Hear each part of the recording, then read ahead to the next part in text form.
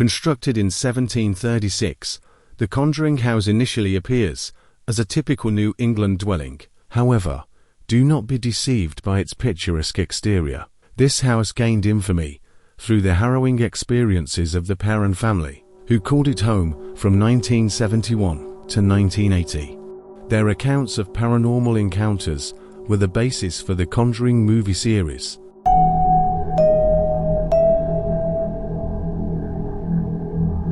In January 1971, the Perron family moved into a 14-room farmhouse in Harrisville, Rhode Island, where Carolyn, Roger, and their 5 daughters began to notice strange things happening almost immediately after they moved in. It started small. Carolyn would notice that the broom went missing, or seemed to move from place to place on its own. She would hear the sound of something scraping against the kettle in the kitchen when no one was in there. She'd find small piles of dirt in the center of a newly cleaned kitchen floor. The girls began to notice spirits around the house, though for the most part, they were harmless. There were a few, however, that were angry. Carolyn allegedly researched the history of the home and discovered that it had been in the same family for 8 generations, and that many of them had died under mysterious or horrible circumstances. Several of the children had drowned in a nearby creek, one was murdered, and a few of them hanged themselves in the attic.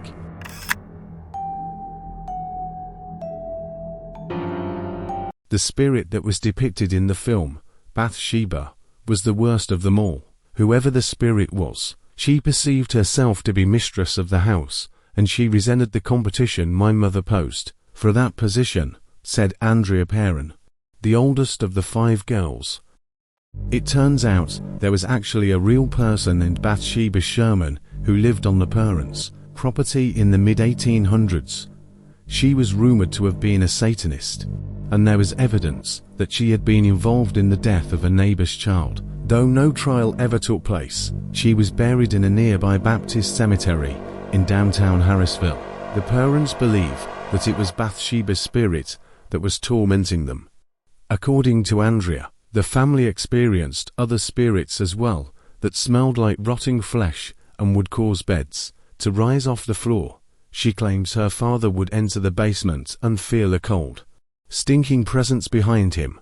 They often stayed away from the dirt-floored cellar, but the heating equipment would often fail mysteriously, causing Roger to venture down.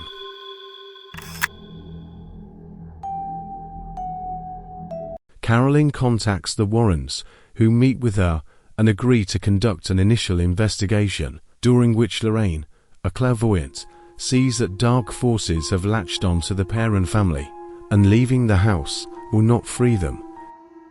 To gather evidence, they place cameras and bells around the house with the help of their assistant Drew Thomas and police officer Brad Hamilton. Further research reveals that the house once belonged to an accused witch named Bathsheba Sherman, a relative of Marytown Eastie, who sacrificed her week-old baby to the devil and killed herself in 1863 at 3:07 in the morning, after cursing all who take her land. There are reports of numerous murders and suicides through the years in the houses that were built on the property. One morning, Bathsheba appears to Carolyn and fully possesses her.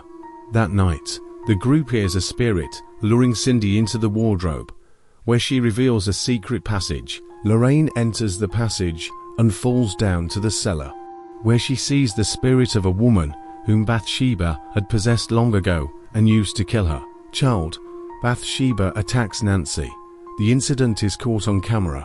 The Warrens conclude it is sufficient evidence to receive authorization from the Catholic Church to perform an exorcism, but Father Gordon explains that approval would have to come directly from the Vatican because the Perron family are not members of the church.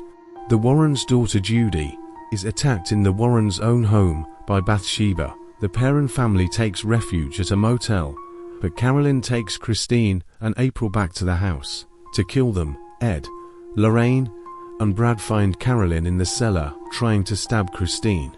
Lorraine warns that if they take Carolyn outside the house, Bathsheba will kill her. They tie Carolyn to a chair and Ed attempts the exorcism himself. Though Carolyn escapes and attempts to kill April, Lorraine is able to call to her by reminding her of a special memory she shared with her family, allowing Ed to complete the exorcism, lift Bathsheba's curse, and condemn her back to hell. Returning home, Ed adds the haunted music box from the parents' home to their room of cursed artifacts that they have collected from past cases. In conclusion, the Conjuring house stands as a testament to the enigmatic and the eerie. Whether you're a staunch believer in the supernatural or a skeptic, the history of this house and the experiences of its inhabitants are undeniably spine-chilling. If you ever find yourself in Rhode Island, would you dare to step into the heart of this infamous haunted dwelling? Share your thoughts in the comments below.